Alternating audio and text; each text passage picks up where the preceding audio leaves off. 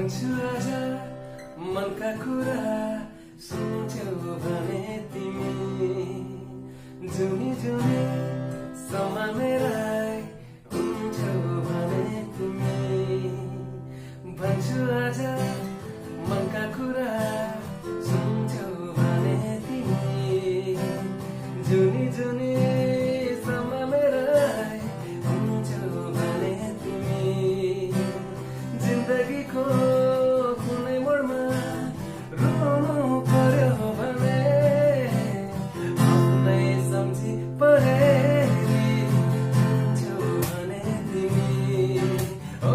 आफ्नै सम्झी परेरी हुन्छौ भने तिमी भन्छु आज मनका कुरा सुन्छौ भने तिमी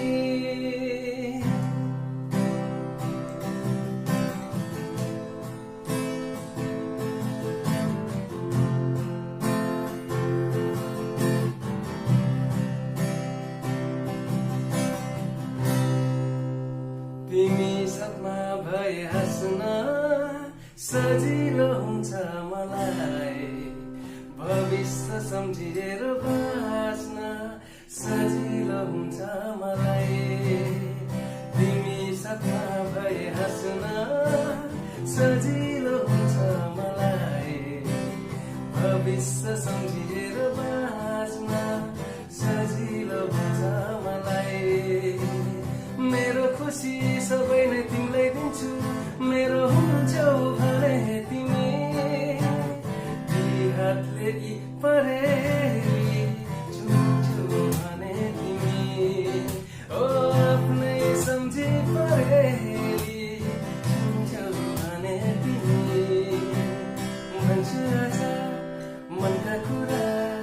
सुन्छौ भने तिमी जुनी जुनी